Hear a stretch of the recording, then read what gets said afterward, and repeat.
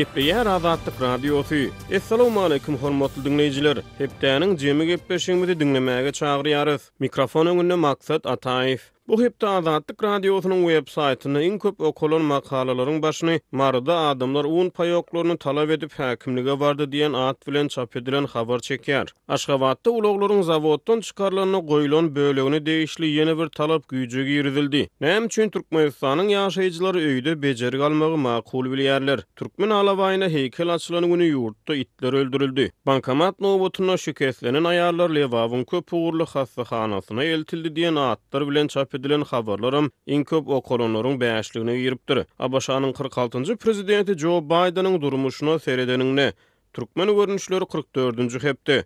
Aktivistler Türkmen hökümetinden kanunçuluğu, adalaty we hak hukuklary talap etmäge çagyrýar. COVID-19 Global Briefing 9-njy noýabr diýen atlar bilen çap edilen multimedia maglumatlarymyzam iň köp görülen videolaryň we fotosuratlaryň bäşligine giripdir. Marada adamlar un paýoklaryny talap edip häkimlige bardy. Lewapda eklenje aladasy ilaty öz ganyny satmaga mejbur edýär. Maskasyz adamlara jerime ýazmak plany güýçlenýär. Polisiýa nägile bolýar. Türkmen alawaýyna heykel açylan güni ýurtda itler öldürildi. Näme üçin Türkmenistanyň ýaşaýjylary öýde bejerik almagy makul bilýärler diýen atlar bilen çap edilen habarlarymyzam iň köp dinlenen habarlaryň ilkinji bäşligine giripdir. Gadyrly dinleýijiler, sizi hem Azatlyk Radiosynyň web saýtyna girip habarlar bilen tanışmagy, olarda öz pikir garaýşlaryňyzy galdyrmaga çagyrýarys. Gepleýär Azatlyk Radiosu. 10-njy noýabrda paýtagat Aşgabatda täze ýaşaýyş jaý toplumlarynyň açylyşy boldy. Döwlet mediýasy täze açylan binalaryň hataryna Türkmen alawaýyna dikilen heykel barada habar berdi. Binalar toplumynyň açylyşyna prezident Gurbanuly Berdimuhammedowyň hut özi gatnaşdy. Türkmenistanyň döwlet habarlar agentligi alawaý heykelini olduňa bir köpügiň şeklinde leýsem Türkmen halkynyň wepaly sirdaşy, ygtybarly kömekçisi we dosty hökmünde görýän alawaýa bolan gatnaşygyny äşkär edýän heykel diýip tariflady. Itin şekli 6 metra barabar, ol 9 metra barabar postament oturdulupdyr. Heykelin umumy beýikligi 15 metr. Aşgabatda açylan alawaý heykeli daşary ýurt media serişçileriniň ünsüni çekdi. BBC alawaý heykeli barada beren habaryna Türkmen prezidentiniň öz eý görýän içiniň şanyny altyndan äpet heykel dikdirenini aýtdy. CNN heykeli dikilen Türkmen alawaýynyň möjeklerden rüstemligine ünsü çekdi. Olaryň goýun geçileri goramakda bitirýän işlerini agdamagy munasyp hasaplady. Öý haýwanlarynyň käbir muşdoklary öz eý görýän haýwanlaryny onumuny satyn alýar. Bu meselede Türkmenistanyň prezidenti Gurbanuly Berdimuhammedow bir adım öňe saýlanyp özüniň eý görýän Merkez Aziýa çopon itiniň hormatyna beýikligi 15 metrlik altyn sow renkli heykel dikdirdi diýip The New York Times neşri ýazýar. Neşir Berdimuhammedowyň alawaýa bolan söýgüsini dünýä äşkär edýär. Onuň alawaýa bagyşlap ýazan döredüjilik işlerine salgylanyar. Prezidentiň ogly Serdar Berdimuhammedowyň Türkmen Alawaýytlar Assosiasiýasynyň başlygydygyny okuyjylara ýatladýar. Washington Post Türkmen alawaýynyň şanyny Aşgabatda dikilen heykel barada beren habaryna prezident Berdimuhammedowyň Rus kardeşi Vladimir Putin'e 2017-nji ýylda ýeňsesinden tutup gowuşuran alawaý güjüni ýatlaýar. The Guardian neşri Aşgabatda açylan alawaý heykeli barada beren habaryna Türkmenistanyň altyn asr döwlet telewizionynyň videosundan peýdalanypdyr. Neşir prezidentiň alawaýa bagyşlap ýazan goşgusyna ünsü çekýär. Aşgabatdaky täze heykel bilen halkara jemgyýetçiligini ilkinji tanış edenleriň hataryna Reuters habar agentligi atlaryň we itleriň türkmeniň milli boýsunçylygyny aýdýar. Hemde itleriň goýun geçileri garawullamakdan başga itiruşlaryna da gatnaşdyrylýanlygyny bellemäge munasyp hasaplaýar. İlk at üstüne adam bardy. Soňra adamyň iň ýaşy dosty geldi diýip Euraziya.net alawaý heykeli barada çap eden makalasyna başlaýar. Berdimuhammedow Türkmen atlaryna we alawaý itlerine bolan söýgüsi bilen tanalýar. 2015-nji ýylda onuň paýtagtda at üstündäki heykel oturduldy. Alawaý heykeli köp babatda Berdimuhammedowyň 2015-nji ýylda açylan we onuň liderçilik kultunyň ýokary sepkidini şöhrelendirýän at üstündäki heykelini ýada salýar. Olaryň ikisini de şol bir arhitektor 71 ýaşly Saragat Babaýew töretdi. Olaryň ikisi de paýtagtyň piýadalar üçin amatly merkezi sebitlerine däldi. Yol aýlawlaryna ýerleşýär. Olaryň arasyndaky möhüm tapawut ikinji heykeli oýnap ýören hakyky alawaý görkezýän LED ekran oýulypdyr diýip Ewrazia Net ýazýar. Neşir häzirki wagtda Türkmenistanyň Medeniýet Ministrliginiň alawaý we ahal tekatlaryny UNESCO-nyň bütün dünýä mirasyna girizmäge taýýarlyk görýändigini aýdýar. Ýöne halkara metbuat serişdeleriň hiç gaýsy diýen ýaly Türkmenistanyna ýykmany itleriň çekýän jebrini ýatlamandyr. Türkmenistanyň häkimetleri paýtagtyň orta grupuny türkmen alawaýyna heykel dikýän wagty jemaat müdürliginiň gullukçylary ýurdun beýleki künjeklerini elleri taýakly ýykmany itawlaýardy. Bu barada Azatlyk Radiosu 12-nji noýabrda habar berdi. Bu maglumatyň dogry mazmuny bilen kärdeşim gödel tanış edýär. Türkmenistanda itlerin köpçülüklerini ýok edilýän wagtynda paýtagta alawaý itine ýadygarlyk açyldy. 10-njy noýabrdaky çäre prezident Gurbanguly Berdimuhammedowyň gatnaşmagynda dawarala ýagdaýda geçirildi. Mundan başga da ýadygarlygyň dawarala açylyşy resmi ýygnançyklaryň gadagan edilmeginiň we ilatyň hereketine berk çäklendirmeleriň şeýle hem ýurtda keselin ýaýramagynyň fonunda geçirildi. Döwlet mediasynyň habaryna görä, alawaý ýadygarlygy Aşgabatyň ötüşine degişli guruluşyk proýektiniň 16-njy tapgyryna degişli bolup uly jemgyýetçilik hem medeniýet halaryň bir bölegi hökmünde gurulypdyr. Türkmen alawaý heykeli prezidentiň kararyna laýyklykda şäheriň Günbatar böleginde täze gurulan beýik gatly ýaşaýyş çaýlaryň hem Gülzemin Sowda hem dynjalyş merkeziniň ýerleşýän ýerindäki aýlawyň ortasynda dikildi. Agyr ykdysady krizisi başdan geçirýän ýurtda täze gurulan bu binalaryň guruluşynyň bahasy köpçülüge ma'lum edilmedi. Koronavirus pandemiýasynyň arasynda Aşgabatda geçirilen we döwlet telewizionynda görkezilen dawarada köp sanly gatnaşyjyny şol sanda çağalary görmek mümkin. Prezidentiň paýtagta alawaý itiniň ýadygarlygini oturtmak baradaky buyrugy ilkinji gedek 2019-njy ýylyň 6-njy noýabrynda elan edilipdi. Gurbanguly Berdimuhammedow özüni alawaý itleriniň muştagy hökmünde görkezýär, olary milli baýlyk diýip adlandyrýar we kitap bagşlaýar. Geçen ýylyň 13-nji sentýabrynda Türkmen prezidenti alawaýa bagşlanan goşgusyny hökümet agzalaryna okap berdi. Aşgabatda itiň heykeliniň açylmagy ýurtda öý haýwanlarynyň ýok edilmeginiň ýene-de güýçlenen pursadyna gabat geldi. Birnäçe hepdeniň dowamında Azatlygyň Türkmenistandaky habarçylary we haýwanlary goraýjylar ýurt boýunça itleri hem pişikleri wahşylarça öldürmek bilen baglanyşykly köp sanly wakany habar berdiler. Aşgabatda jemaat gulluklarının işgärleri haýwanlary ýok etmek üçin zäherli imitleri ýerleşdirýärler. Vilayatlarda bolsa itler geçip barýan adamlaryň gözüniň öňünde tüpeň bilen atylýar ýa-da demir bilen urulup öldürilýär. Azatlyga ma'lum boluşyna görä 10-njy noýabrda paýtagtda Türkmen alawaý heykeliniň açylan güni vilayat şäherleriniň birinde köçelerde itler rehimsizlik bilen öldürildi. Wakalara şahit bolan çeşmelerimiziň habaryna görä bu Lewap vilayatynyň merkezi Türkmenawat şäherinde bolupdyr. Şu gün mektep ýerleşýän köçede birnäçe mektep okuwçysynyň ýanynda birnäçe it öldürildi diýip adynyň efirde agdalmazlygyny soran çeşmelerimiziň biri gurrun berdi. Şahyatlaryň sözlerine görä itler ele armaturaly adamlar tarapyndan öldürilipdir. Käbir ýaşaýjylaryň nägileligine we haýwanlary öldürmezlik haýyşyna garamazdan gyrgynçylyk hemmeleriň öňünde bolup geçipdir. Azatlyga çeşmelerden gelen video ýazgyda sport eşikli, eli demir taýakly erkek adamlaryň köçelerde geçip barýan adamlara hem çağalara garamazdan adama öwrenşen ynanjan itleri kowalap taýaklaýandygyny görüp bolýar. Azatlyk çeşmeleriniň gizlenligini we howpsuzlygyny berja etmek maksady bilen bu video ýazgylary çap etmekden saklanýar. Çeşmelerimiziň habaryna görä şahyatlar polisiýa ýüz tutupdyr. Ýöne olara sanitariýa epidemiologiýa stansiýasyna jaň etmek maslahat berilipdir. Ol ýerde de işgärler özlerini muňa jogapkär däldigini aýdypdyr. Azatlyk Radiosu Türkmenawat şäheriniň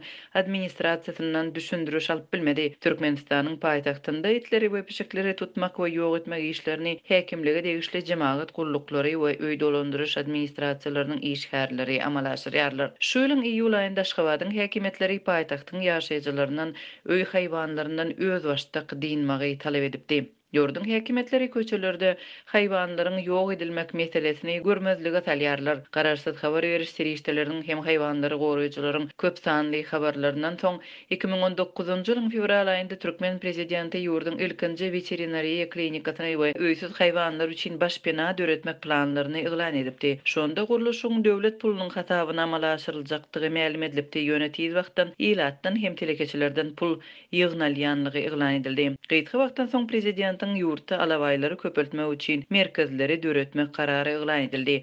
Olaryň guruluşy üçin ýene-de Iratdan pul ýygnalýar.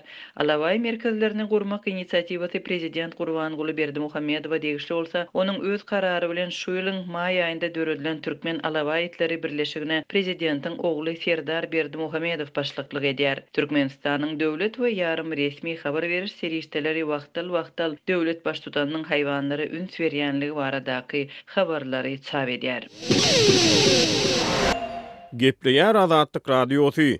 Türkmenistanyň döwlet media serişdelerini pandemiýa garamazdan üznüksiz dowam edýän köpçülik çäreleri görkezilýän wagty ýurtda häkimetler adamlardan maska giymek talabyny güýçlendirýär. Bu barada Azatlyk Radiosy 10 noýabrda habar berdi. Habaryň dolurak mazmuny bilen kärdeşim Merdan tanış edýär. Koronavirusun ýeke ýagdaýy hem resmi taýdan hataby alınmadyk Türkmenistanda maska rejimine güdükçülüğün puhtalandyrylmagy bilen polisiýa we güdükçülük idaralarynyň işgärlerini maskasyz adamlara jerime ýazmak boýunça gündelik plan tapşyrygy hem güýçlendirildi. Sol bir wagtda muny berjä etmeli degişli güdükçüleriň we polisiýa işgärleriniň arasynda bu talaba garşy nägilelikler artýar. Azatlyň Lewat vilayatyndaky habarçylarynyň biriniň maglumatyna görä, bu günler Türkmenabadda ýürüti düzülen güdükçülük toporlary vilayatyň administrativ merkeziniň idaralaryna duýdansız reýt geçirip, işgärleriň maska giymek talabyny berjä edişini barlaýarlar. Toporyň düzümine häkimligiň, polisiýanyň, şeýle-de sanitariýa we epidemiologiýa idarasynyň işgärleri girýär. Bu topor şäherde ulagda aýlanyp jeňmeçilik idaralaryna duýdansız gelip, goraw maskasyny dakylmadyk adamlary gözleýär diýip habarçymyz anonimlik şertinde 11 noýabrda gurrun berdi.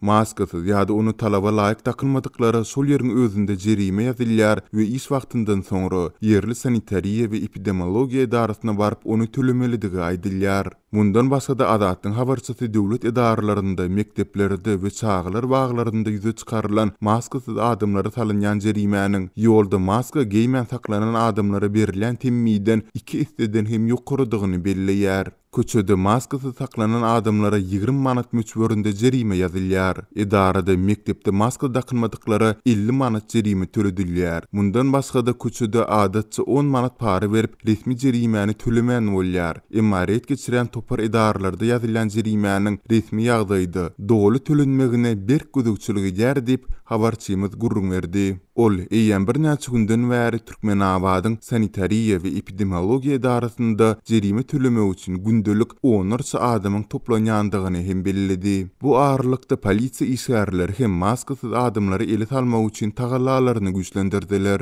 Polisiýa işgärleri garasylmadyk ýerlerde, Sultanda bazarlaryň, dermanhanalaryň, hatda köp gatly ýaşaýyş jaýlarynyň arlarynda bukuda oturup maskasyz adamlary ýüze çykarjak bolýarlar. Polisiýanyň ýürüti awtobusda bazara gelip reýt geçirýän pursotlary hem bolýar diýip bu ýagdaýlary saýat bolan habarçy gurrun berdi. Bu aralykda Marw vilayatynda hem maskasyz adamlary ele salmak boýunça çäreler güýçlenip, indi her bir polisiýa ofisieriniň gapdaly bilen döwlet idarasyndan bir işgär we bir mugullim aýlanýar. Polisiýa işgärleriniň ýetmezçiligi edýändigi sebäpli indi her gün polisiýa bilen ýene 2 adam, bir döwlet idara işgäri we bir mugullim aýlanmaly edildi. Munyň üçin her gün her bir döwlet idarasy we mektep özüniň 3 işgärini bölüp bermeli diýip Azatlyň bayramalyda habarçysy 11 noýabrda gurrun berdi. Ol edilli wagtda bolsaýaly marda hem maskasyz adamlary ýüze çykarmaly edilen gözükçüleriň bu ýerlerde, sortanda jaýlaryň arasynda hem gidilenip gözükçülük edýändiklerini aýtdy.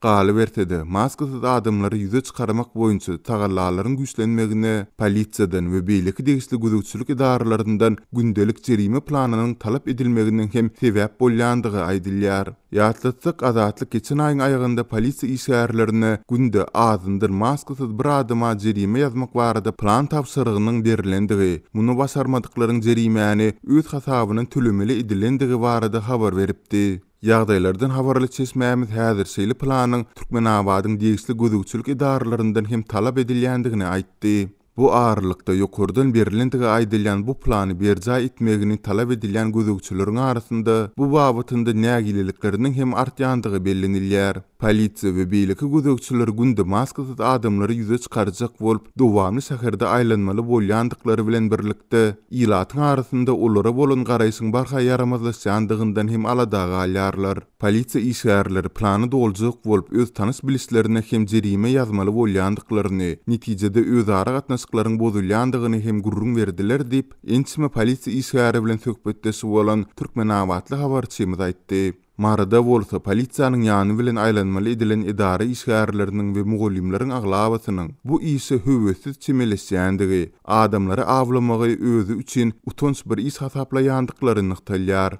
Ýakynda küçüdäki maskasyz bir adam polisiýany görende gaçyp jaýlaryň birine girdi. Polisiýa ýanyndaky büdjet işgärlerine diýdini şol adamyň ýzyny düşüp tutmagy teklip etdi. Emma olar beýtme, degme diýip bu ýagdaýy görmezligi saldylar diýip habarçymyz gurrun berdi. Adatlyň ençeme finansyklaryna garamazdan ýokurda beýan edilen ýagdaýlar dogrusynda Mary Lewap häkimliklerinden Seýledi Tewitiň degişli polisiýa we epidemiologiýa edaralarynyň kommentariýa alyp bolmady. Gepleýär Azatlyk radiosu. Dünýäde koronavirus pandemiýasy dowam edýän wagty hemde adamlara köpçülük çärelerinden çetde durmak maslahat berilýän mahaly 7-nji noýabrda Türkmenistana ýene bir köpçülük çäresi geçirildi. Bu maglumatyň dogry mazmuny bilen kärdeşim Sehra tanyş edýär. Türkmenistanda Prezident Gurbanguly Berdimuhammedowyň we müňlerçe adamyň gatnaşmagynda güýzkü bag ekmek mögsümine badalga berildi. Bu çäre üçin Lewap vilayatynyň Farap we Darganat etraplarynaky büdjet işgärleriniň her birinden 50 manat pul ýygnaldy. Bu barada Azatlyk radiosynyň habarçysy Lewapdan habar berýär. 7-nji noýabrda Türkmenistanda bag ekmek boýunça ähli halk çäresi geçirildi. Türkmen Döwlet Habarlar Agentliginiň maglumatynda şol güni ýerden Prezident Berdimuhammedowyň Hanbeg diýen bedewe atlanyp bag ekmek çäresiniň geçirilýän ýerine barandygy habar berilýär. Çäräniň dowamynda Berdimuhammedow sosna nahallarynyň 30 düýbüni oturtdy. Döwlet mediasy munda çuňur manynyň bardygyny aýdyp, bu ýurt garaşsyzlygynyň 30 ýyllygyna giňden taýýarlyk görmegiň başynyň başlanýandygyny alamatlandyrýar diýdi. Berdimuhammedowyň görüldüsini agdy birlik bilen eýerip, çäre gatnaşanlaryň hem her biri 30 düýp nahal ekdi diýilip resmi habarda aýdylýar. Şu ýyl Türkmenistanda bir taraplyň 25 ýyllyk münasibetli paýtagtda hemde vilayatlerde jemi 25 million düýp bag nahallary ekilýär. Türkmen prezidenti bu baradaky karary oktýabryň ahirinde gol goýdy. Şonu ýurtda ekilmeli bag nahallarynyň sany 10 million bolandygyndan 25 million düýbe ýetirildi. Goşmaça ekilmeli edilen baglaryň 7,5 milliony Aşgabat töwereginde, galany sewitlerde ekilmeli edildi. Resmi habarda Aşgabatyň niresinde geçirilendigi anyklaşdyrylmaýan bu çäre halk hojalygynyň hemme puwdoklarynyň wekilleriniň gatnaşandygy bellense-de olaryň sany barada hiç zat aýdylmaýar. Ýöne Türkmen telewizionyasynda görkezdilen maglumatlarda dürli ýaşdaky raýatlaryň müňlerçesiniň bu çäre maskasyz gatnaşandygyny görse bolýar. Global pandemiýa sebäpli tutuş dünýäde köpçülikliň çäreleriň çäklendirilmegine çağrışlar edilýän pursada Aşgabatda we vilayatlarda geçirilen bu çärelerde hemde konsert dawaralarynda adamlaryň sosial aralygy saklamaýandygyny hem synlasa bolýar. Bu aralykda Azatlyk radiosynyň Lewap vilayatyna habarçysy regiondaky bag ekmek çäresine büdjet işgärleriniň müňlerçesiniň gatnaşdyrylandygyny we onda karantin düzgünleriniň berjaý edilmändigini habar berýär. Şenbe güni Darganat etrafyndan Türkmenawada gidýän ýoluň ugrunda geçirilen bag ekmek çäresine Darganataly Faraply büdjet işgärleriniň efirleriň we mektep okuwçylarynyň müňçemesi gatnaşdy. Olaryň saglygy howp astynda boldy, sebäbi karantin düzgünleri berjaý edilmedi. 2 metr aralyk saklanmady. Adamlar pil we beýleki gurallary bir-biriniň elinden alyp gedekleşip ulandylar. Olaryň ellerinde ellik ýokdy diýip gidlinik şertine söhbetdeş bolan Lewaply habarçy 9-njy noýabrda gurrun berdi. Onuň aýtmagyna görä bu çäre üçin bag nahallaryny satyn almak işleri büdjet işgärleriniň hasabyna amala aşyryldy. Munyň üçin Faraply we Darganataly büdjet işgärleriniň her birinden 50 manat pul hem ýygnaldy diýip ol sözüniň üstüne goşdy. Habarçy vilayatyň dürli etraplaryndan gelen 3000den gowrak büdjet işgäriniň bag ekmek çäresine we bir taraplyk bayram münasibetli Türkmenawat şäherinde geçirilen konsert hemde beýleki dawaralara eýem bir hepde öňünden taýýarlyk görüp başlandygyny hem aýtdy. Ýeşenme güni hem çygyly sowuk howa boldy. Ýarym ýagyşly howa aslında Türkmen Türkmenabadyň Farawyň we Çärjegiň müňe golaý raýaty irden saat 6-dan öýlen saat 4-de çenli bag ekmek, soňra-da giýişlik saat 6-dan 9-a çenli konsert çärelerine gatnaşdylar. Şeýle-de velayet aýlawyndaky at ýarışlaryna we Türkmenabaddaky at sport toplumynaky çärelere ähli etraplardan büdjet işgärleriniň müňlerçesi mejburi gatnaşdyryldy diýip habarçy belledi. Adatlyk radiosu baýdylanlar barada Lebap velayet Türkmenabad şäheri Farap we Darganaty etrap häkimliklerinden goşmaça maglumat alyp bilmedi. Şeýle-de pandemiýa döwründe maskasyz we sosial aralygy saklamadan geçirilen bu köpçülikliň çäreler barada ýurduň saglygy goraýyş we derman senaty ministrliginden hem kommentari alyp bolmady. Adatlyň habarçylary büdjet işgärleriniň, studentleriň we okuwçylaryň hatabyna satyn alynýan bag nahallarynyň agla we böleginiň iýdegsizlikden guraýandygy barada indi ençeme ýyl bäri habar berip gelýärler.